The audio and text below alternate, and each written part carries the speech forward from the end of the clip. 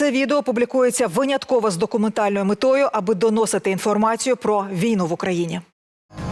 Ядерний вовк в овечій шкурі. Військовий монстр такий на підтримку рішень Путіна. Як ФСБшний інститут ядерних технологій таємно обводить навколо пальця весь світ. Профспілка цього інституту розташовується за тією ж адресою в тій же будівлі, де і ФСБ Дубни. Що за вундерваффе ця установа розробляє для Путіна? От рішення цих задач залежить буквально все. І як спецінститут впливає на війну, і чим він небезпечний для світу? Потрібно зрозуміти, що ОІЯД – це російська лабораторія ядерної зброї. Ми провели розслідування і знайшли інсайдера, який десятиліттями працював у вовчому лігві російської ядерки. Не пропустіть. Росія – 110 кілометрів від Москви. Саме тут, у містечку Дубна, заховане шпигунське гніздо Володимира Путіна.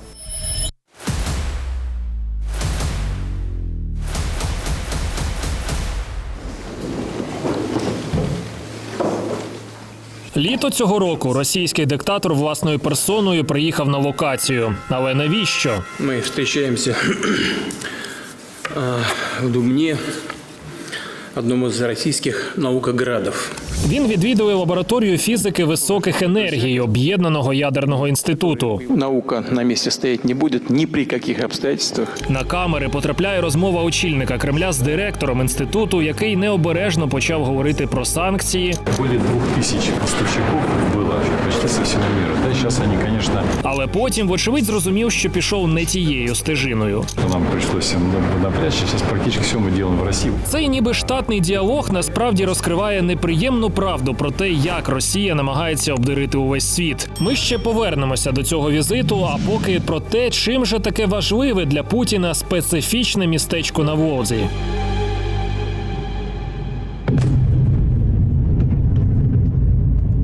Ці кадри приголомшили увесь світ. Російська крилата ракета влучає у дитячу лікарню Охмаддит.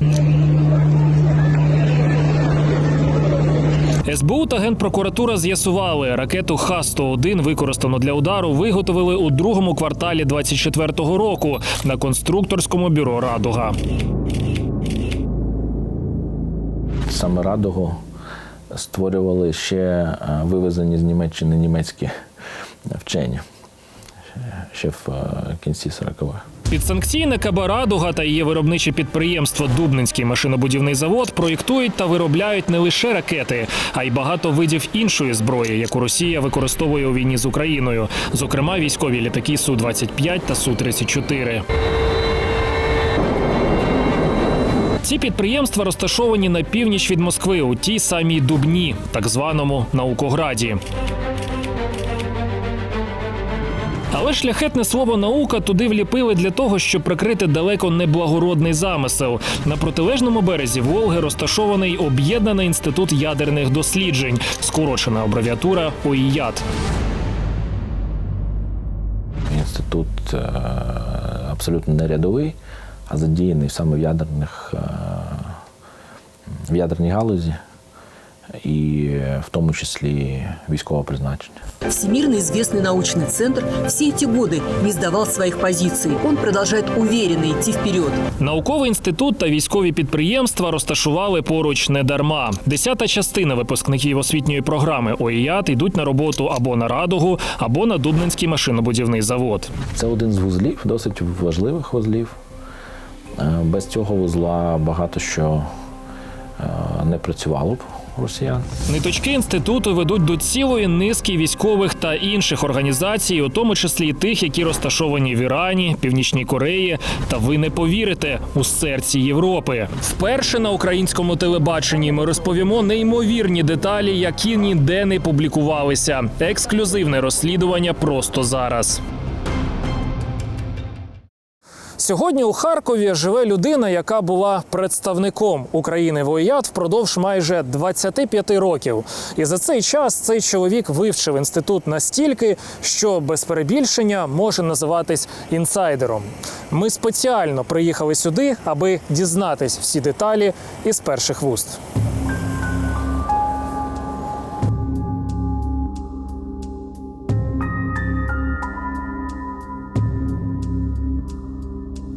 Просторий кабінет, незвичайні картини на стінах та робочий стіл повністю завалений паперами. Вибачте мене за цей бардак, але да, я так працюю, мені так зручніше. Борис Гриньов – найбільш цитований вчений України, а також лауреат державної премії у галузі науки і техніки. У його шафі безліч книжок за його редакцією, та одна найбільш особлива. Мій фактично життєвий шлях. І це ось Літвін вручає якісь нагороди. Гриньов здобув визнання не тільки у нас, але й за кордоном. Його називають амбасадором української науки у світі. Але живе він не тільки сучасними винаходами. Борис Вікторович – фізик за освітою і поет за покликанням. Мої вірші про сьогодення і про наш важкий час. Все дістало із шафи жорстке слово «війна». Розкололися навпіл. Хто з добра, хто з лайна. Іронічно, але сьогодні його основним ворогом став науковий заклад, якому він присвятив майже 25 років життя. В 98-му році отримав доручення від Кабінету міністрів України підписати цю угоду з ОІЯДом. Таким чином я відкривав нашу співпрацю з ОІЯДом і закривав нашу співпрацю з ОІЯДом у 22-му році. За ці роки Борис Гриньов працював з 5 директорами інституту. Це передостанній директор ОІЯД Віктор Матвєєв. Ми тоді обговорювали нашу співпрацю. Знайомий він із директором нинішнім Григорієм Трубніковим. Институт сейчас напоминает большой красивый корабль-крейсер такой, который на марше находится и очень динамично и красиво движется вперед. Зараз цей директор ОІЯДу – це зовсім така ворог України, він відмітає все. Він, коли мене бачив в останні роки, він забігав від мене і в мою сторону не дивився зовсім. Та яку роль цей інститут відіграє сьогодні? І чим він так важливий для Кремля? Перший указ, який підписав Путін, коли став президентом, це був указ про виділення землі для ОІЯДу. ОІЯД – це ж організація, в якій дуже зацікавлена Росія. Зацікавлена настільки, що на спільних розробках зав'язана навіть ФСБ. ОІЯД утворив спільне підприємство з ФСБ. І вони утворили спільне підприємство «Двін». Це фактично вони можуть доглядати двигуни, ракетну оболонку і все інше таке, яке зараз дуже актуально для Росії. Та ця співпраця йде куди глибше. Вся охорона Трубнікова з ФСБ. І помічники, офіційні помічники Трубнікова – це ФСБшні офіцери. Профспілка цього інституту розташовується за тією ж адресою в тій же будівлі, де і ФСБ Дубни. Досить красномовно, як на мене. Підкреслена співпраця. Як же трапилось, що цей інститут досі тісно співпрацює з Європою?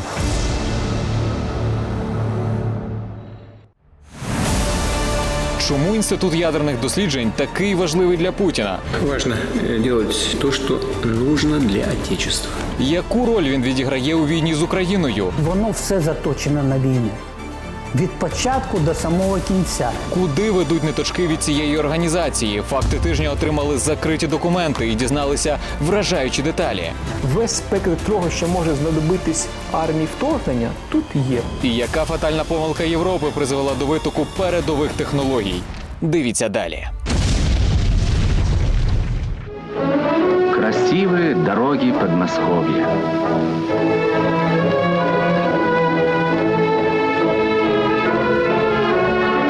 Это шоссе ведет к молодому, но уже известному всему миру городу Дубна. Це місто з самого початку ідеально підійшло до секретних розробок. Це глухомань була така. І в Дубні такий водний транспорт був, а приїхати туди, якось добратися,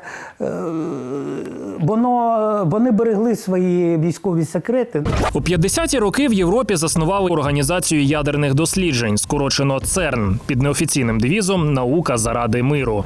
2 роки по тому Радянський Союз вирішив дати свою відповідь і розташував її у Дубні. Весной 1956 года в Москве полномочные представители правительств стран-учредителей подписали соглашение о создании Объединенного института ядерных исследований.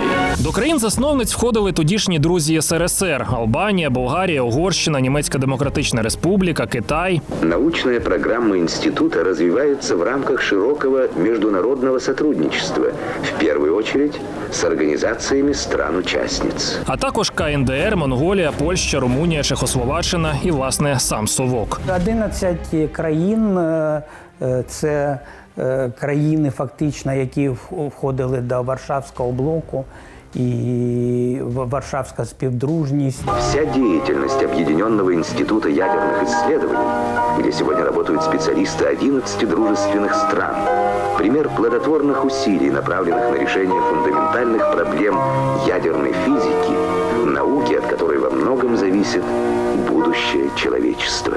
Примітно, що майже весь час існування інституту так зване майбутнє людство знаходилось саме в руках Москви, а не іноземних директорів інститутів за невеликими винятками. Лише один був з тодішньої Чехословаччини і ще один з радянської України. Був перший директор був Блохінцев, а другий директор був Боголюбов. В 1964 году директором института избран академик Боголюбов, Советский Союз. У 56-му році СРСР на 47% фінансував ОІЯД. Дуже великий потенціал, дуже великі гроші були вкинуті туди. Причому які гроші? Гроші переважно російського бюджету. Сьогодні внесок Росії аж 80%. Гроші – це вплив. Гроші – це за грошима йде вирішення питань, які повинні розглядатися. З 5 тисяч співробітників ОІЯД 93% – це росіяни. 93% працюючих в ОІЯДі – це росіяни. І тільки 7% – це іноземці, які з цих країн, які в лапках я кажу, засновники цього ІЯДу. До цих 7% входила і Північна Корея. Дружно работает кореец Ким Ки Ін із Пхеньяна і Стронов із Москви. Участь КНДР в ОІЯД призупинили лише у 2015 році, відповідно до резолюції ООН. Я пам'ятаю, залишалося в 2015 році до від'їзду 2 сім'ї, там 2 родини. І ці родини займалися тим, що вони зранку до вечора копіювали всі журнали, всі світові журнали, тому що в Кореї цих журналів не було. Вони копіювали і відвозили в корейське посольство ці журнали, щоб диппочтою їх відправляли туди. Що ж таке важливе вони намагалися вивести? Вчені КНДР працювали над проєктами, пов'язаними з ядерною фізикою, з прикладними та теоретичними аспектами, які можуть бути корисними для розробки ядерної зброї. Не сьогодні-завтра ми побачимо конкретних активних членів Північної Кореї в цьому ОІЯД, бо за великим рахунком це ж механізм для них, по суті, як бізнес-процес. Як, наприклад, передати там якісь ядерні технології. Це ж наш ОІЯД, це що?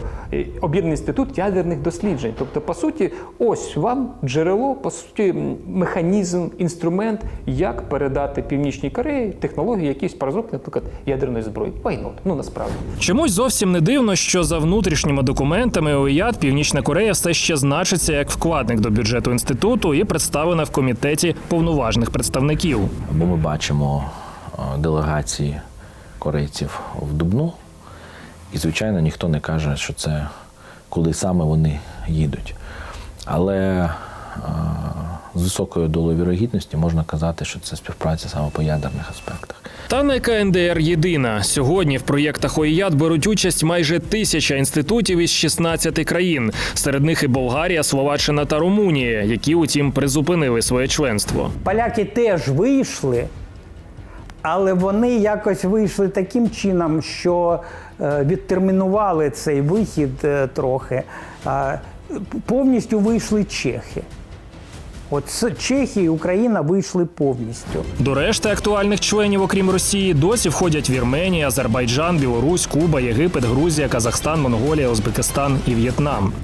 Усі співробітники ОІЯД, в тому числі іноземні, сплачують російські податки у розмірі щонайменше 13%, які частково йдуть на фінансування війни. Це означає, що всі країни-члени ОІЯД та партнери безпосередньо спонсорують війну в Україні.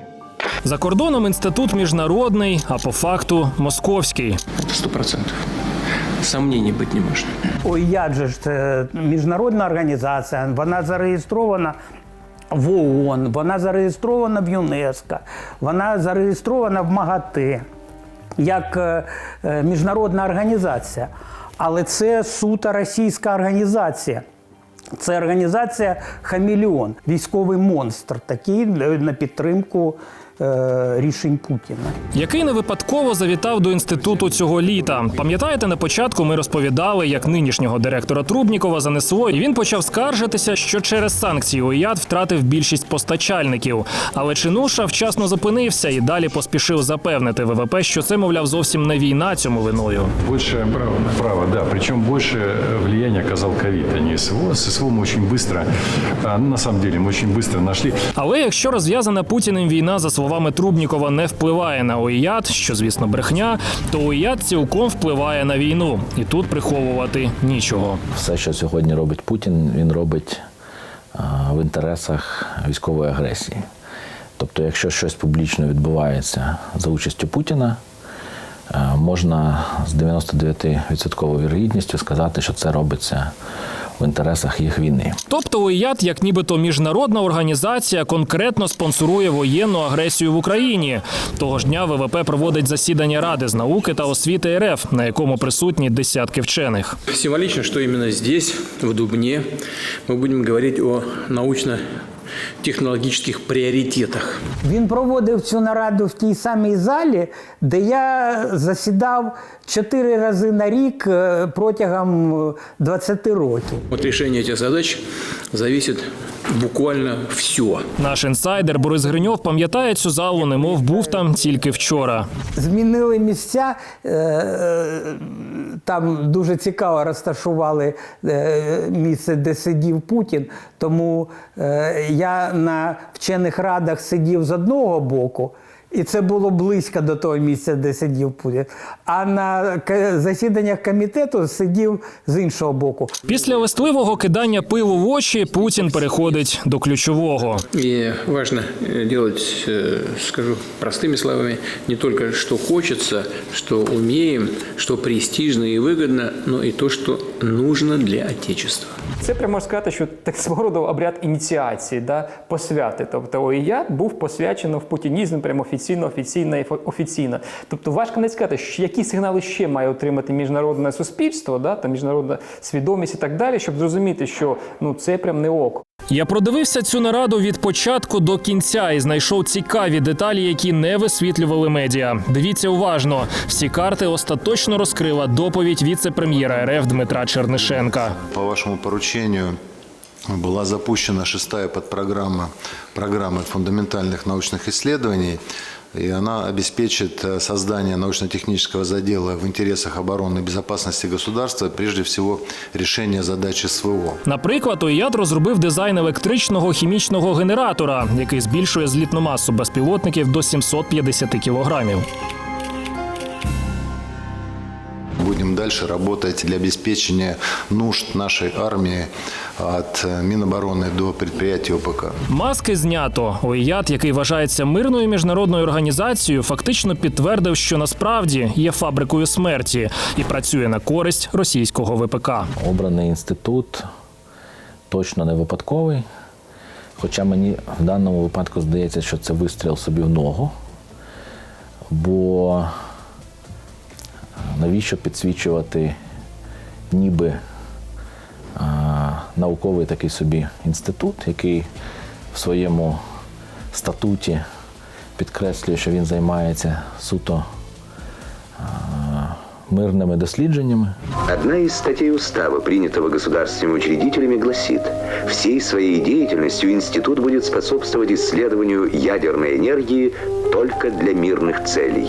Професор кафедри міжнародних відносин Сумського державного університету Олексій Пластун разом з колегами провели ціле розслідування зв'язків ОІЯДу з компаніями та дослідницькими центрами, які займаються проєктами військової техніки. Співпраця ОІЯД, вона йде з цілим рядом компаній, причому абсолютно різнонаправлених. Тут тобі і ЕВЦ, і компоненти для авіації, тут тобі якісь там дозиметричні обладнання, тут тобі і обладнання різного роду, тут тобі і медичні штуки, і так далі, так далі, так далі. Тобто, за великим рахунком, весь спектр того, що може знадобитись армії вторгнення, тут є, починаючи від зброї, закінчуючи, по суті, медициною. До розпаду Радянського Союзу ОІЯД і вже знайоме нам підприємство «Радуга» були основними роботодавцями в місті Дубна.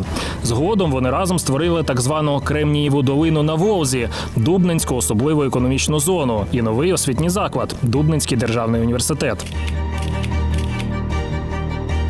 Минулого року університет запустив дворічну програму підготовки 30 інженерів щороку для Кронштадтського заводу з виробництва безпілотників. Центр виробляє безпілотники «Оріон», оснащені радіолокаційною станцією, здатною нести від 3 до 6 авіаційних бомб – КАП-50, УПАП-50 та ФАП-50. З більш ніж 200 університетів, промислових підприємств і компаній, що співпрацюють з ОІЯД, щонайменше 78 вже перебувають під міжнародними санкціями, адже доведена їхня безпосередня причетність до війни в Україні. Але це не заважає ядерному інституту вдавати із себе нейтральну структуру. І спіймати за руку ОІЯД до сих пір чомусь не можуть. Чому, наприклад, проти ОІЯД досі нема санкцій? Санкції є проти Райдуги, санкції є там проти машинобудівного Дубенського заводу, санкції є проти Кронштадту, а санкцій проти ОІЯД нема. Тому що тут, як і з економічними санкціями, якщо ти їх обходиш через другого, третього посередника, тебе в ланцюзі якби і немає. І, відповідно, тебе в ланцюзі немає, до тебе немає і претензій. Бо треба ж довести, що ти займаєшся чимось протиправним, а ти не займаєшся. Цим займається твій посередник. З 2019 року ОІЯД співпрацює з Росатомом, який незаконно експлуатує Запорізьку АЕС, а також з Курчатовським інститутом. Цей інститут очолює брат відомого Юрія Ковальчука, близького друга Путіна. І за деякими думками ідеолога цієї війни. І фактично Курчатовський інститут – це основний інститут, який займається обслуговуванням ядерного потенціалу Росії. Та це співробітництво виходить і далеко за межі Росії. Зараз Об'єднаний інститут ядерних досліджень працює з Іраном, з 3 інститутами, з науковими організаціями Ірана, одна з яких – це прямий виробник ядерного озброєння. Той інститут, який Ізраїль бомбить весь час.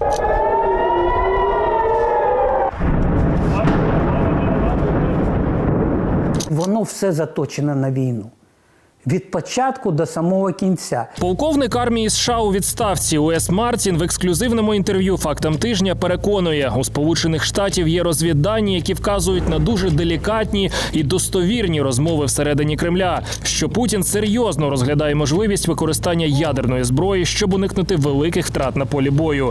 І проєкти ОІЯД відіграють у цьому певну роль. Потрібно зрозуміти, що ОІЯД – російська лабораторія ядерної зброї. І вони займаються не лише ядерними дослідженнями. Вони проводять усілякі дослідження зброї, і я б не виносив їх за дужки щодо розробки зброї масового знищення, біологічних і хімічних речовин. Я працював з радянською владою. Я був у Берліні тоді, коли Путін був у Берліні. Я був лейтенантом, він підполковником КДБ. Але я працював віч-навіч з совєтами. Я знаю мислення, а Путін – твердолобий совок, і він заново активує радянську систему. Тому він знову намагається розсунути кордони.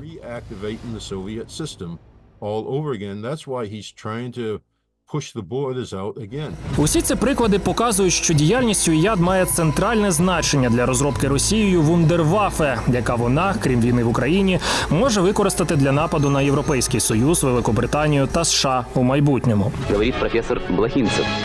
Мы считаем также необходимым, как следующий шаг, безусловно, запретить какое-либо применение в войне атомного оружия, как стратегического, так и тактического.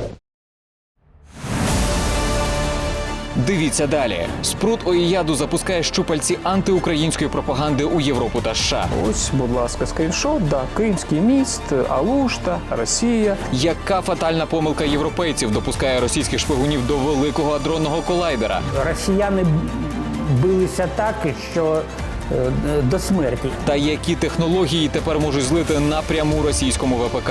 Вони ж теж невірних людей відправляють в ті відрядження. Катастрофічні наслідки, які можуть охопити весь світ.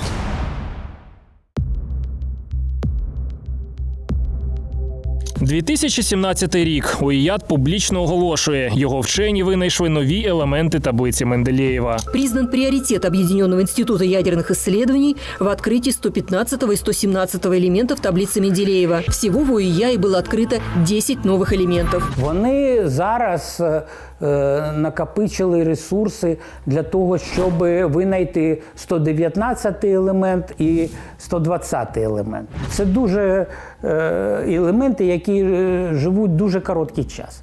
Їх потрібно зафіксувати. Винахід цих елементів навряд чи стане революцією у світовій науці, однак беззаперечно закарбує згадку в ній про Росію. Декілька елементів носять назву, пов'язану з ОІЯДом, і з людьми, які працюють в ОІЯДі, і з місцем перебування. Це там Московій, Дубній, Аганесій. Ранее 105-му элементу периодической системы элементов Менделеева было присвоено название Дубний. Наука для Росії стала унікальною шпариною, через яку вона розповсюджує свої міазми. То, что сделала Россия за последние 10-20 лет, это огромный скачок. На Росію накладено втричі більше санкцій, ніж на Іран, і вп'ятеро більше, ніж на Сирію чи Північну Корею. Але не на російську науку. Вона зовсім не почувається вигнанцем на міжнародній арені і дуже активно цим користується.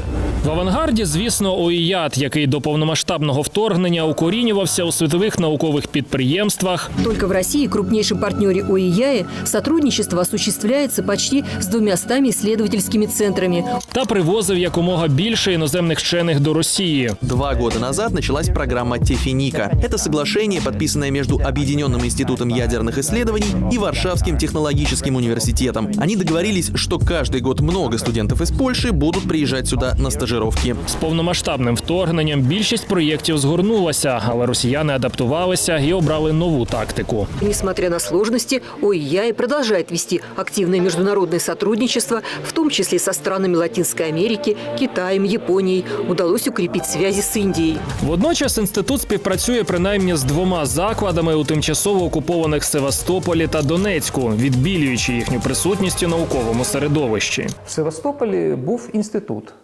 Дуже багато грошей, до речі, вклали туди і дуже прям гарну інфраструктуру розбудували. Дуже гарну. Де він зараз? Нахімовське, по-моєму, училище морське чи щось таке. Бо його просто банально вкрали. А потім це публікується. Тобто людина працює в Кримській обсерваторії, і їй абсолютно окей в міжнародному журналі, видавництві публікуватись, написати, що я така-та людина працюю в Кримській аудиторії в Росії. Вкраденій обсерваторії краденого Криму. Після повномасштабного вторгнення багато академічних видавництв підписали публічну заяву проти війни. Тим не менш, сьогодні ці видавництва вільно поширюють кремлівську пропаганду, публікуючи журнали, члени редколегії яких працюють в окупованому Севастополі та Сімферополі. Спрінгер – це одне з ключових, провідних, найбільших міжнародних видавництв в світі. Він видає там буквально 1000 журналів, тобто прям дуже багато. От здавався, Спрінгер, а чому ви ігноруєте міжнародні стандарти, міжнародні закони? А вони кажуть, а це не ми. А ти питаєш у них, ну як це не ви? Ну це ж сайт Спрінгера? Спрінгера. Журнал Спрінгера? Спрінгера. Оце що написано. У нас принцип територіальної нейтральності. ми от всі ваші справи і розбірки не вмішуємось, вирішуйте там самі. А це ж, по суті, пряме розповсюдження пропаганди і наративу. Ба більше, ОІЯД регулярно організовує так звані наукові заходи на окупованих територіях. Буквально, ось, будь ласка, скріншот, да, Кримський міст, Алушта, Росія. І головне, що це ж ця штука, яка, по суті, була опублікована міжнародним видавництвом і присутня в міжнародному науковому просторі. І кожен науковець тепер бачить, що Алушта – це у нас є Росія.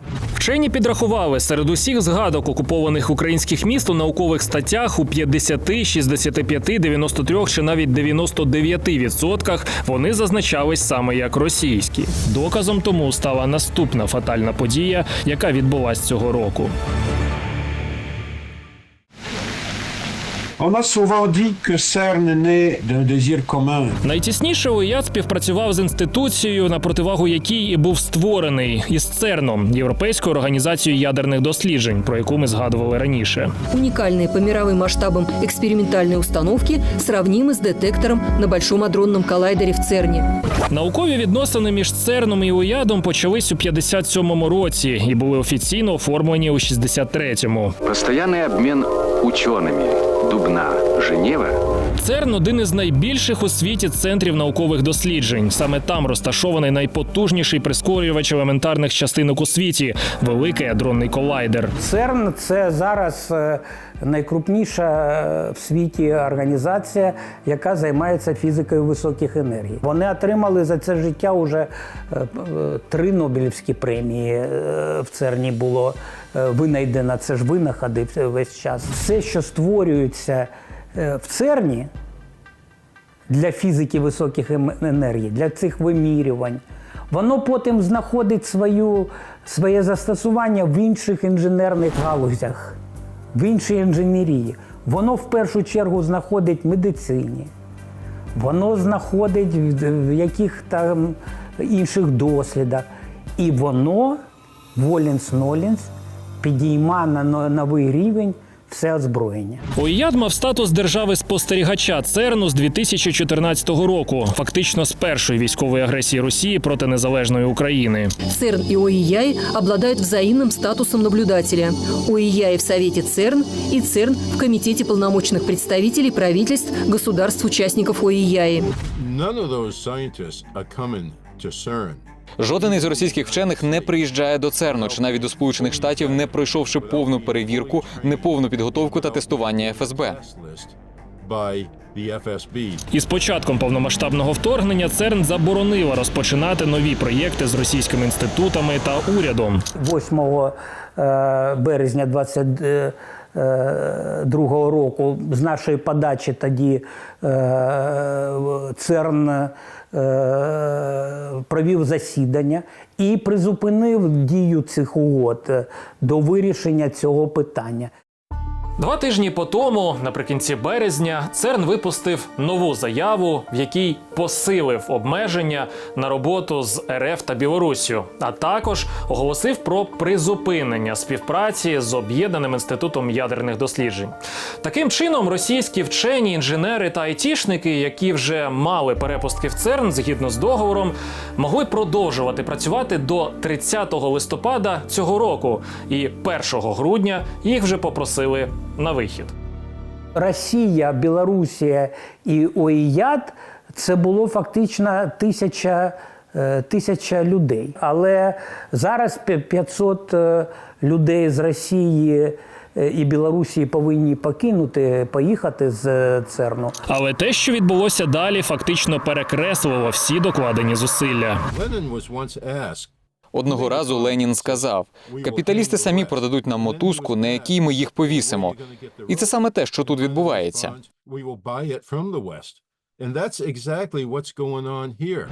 20 червня 2024 року, рівно за тиждень після візита Путіна в Дубну, у Раді ЦЕРНа відбулося голосування за те, чи продовжувати співпрацю з ОІЯДом. Тоді я дав велике інтерв'ю The Times, і це було за 2 тижні до цього голосування. Я на кожному засіданні перед цим голосуванням розповсюджував, на всі столи клав інформацію для всіх делегацій, чому вони не повинні голосувати і підтримувати ОІЯД. За розірвання угоди проголосували 10 з 23 країн. Лише Угорщина проголосувала проти, а решта утримались. Я вже не знаю, що вони робили, але одним із аргументів був те, що ми поїдемо тоді до Китаю працювати. Є момент просто того, що вони не бачать підстав для того, щоб робити кроки, які потенційно можуть бути токсичними репутаційно для того ж самого ЦЕРНу. Бо наступного дня ОІЯД почне верещати, як не в себе, що нас же ж ображають, притісняють науку, що ж вони роблять. І ЦЕРНу це не хочеться. І, відповідно, йому легше просто зробити вигляд, що нічого нема. І головне ж, по документах нічого ж нема. Для того, щоб розірвати угоду, необхідно було набрати 2/3 голосів. Оскільки цього не сталося, співпрацю з ОІЯД продовжили. Там голосували посли, тому що це політичне рішення, а в політичну складову це в країнах представляють посли, які працюють при міжнародних організаціях.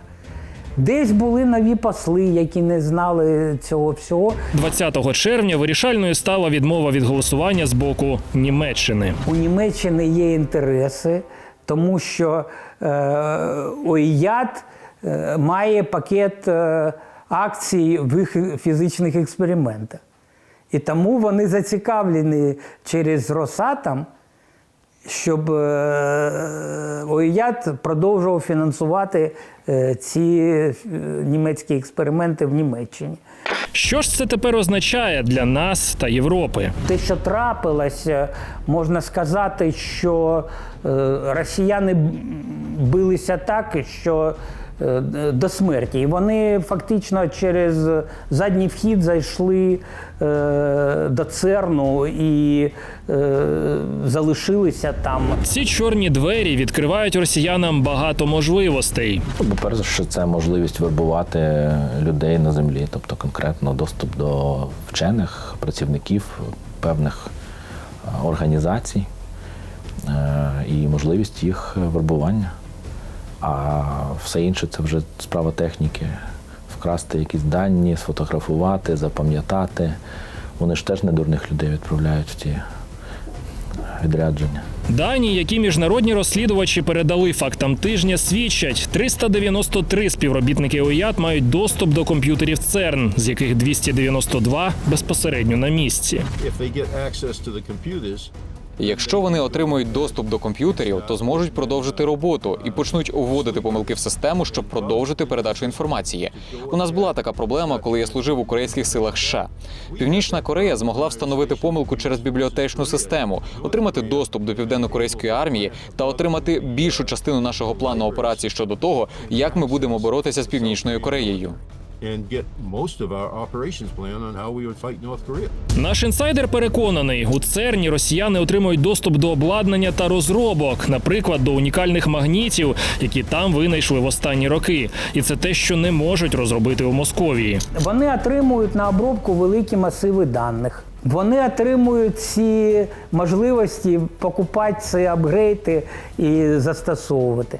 Вони отримують можливості залучати до цього в ОІЯДі своїх компаньйонів з свободної економічної зони.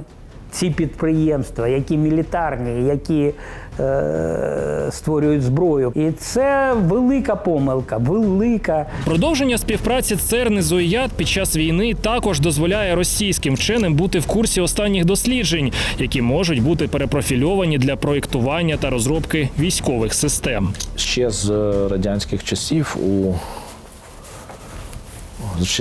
часів є такий тренд тоді у Радянського Союзу, пізніше у Росії, на запозичення або крадіжку технологій.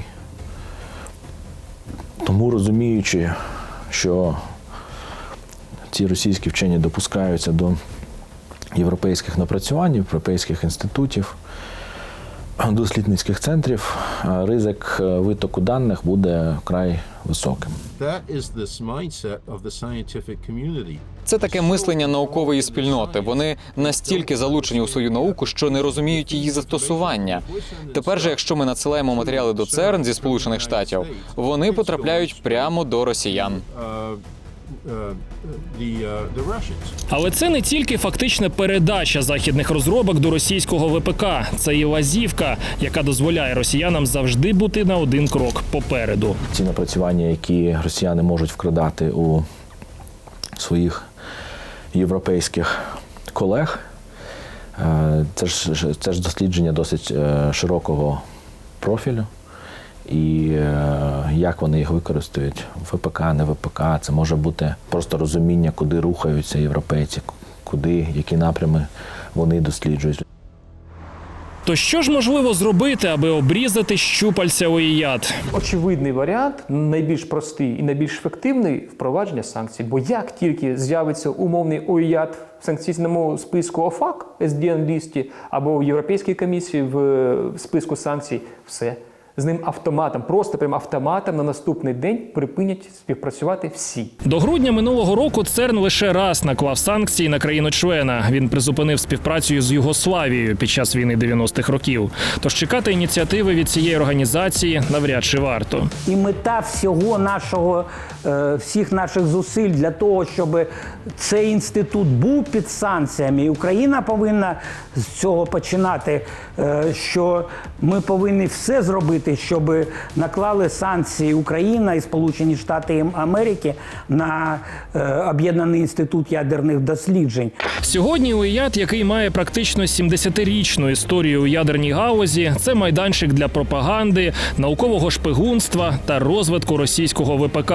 Головне, щоб коли Захід нарешті усвідомить, яку змію він пригрів у себе на грудях, не було занадто пізно. Артем Куля, Факти тижня, ICTV.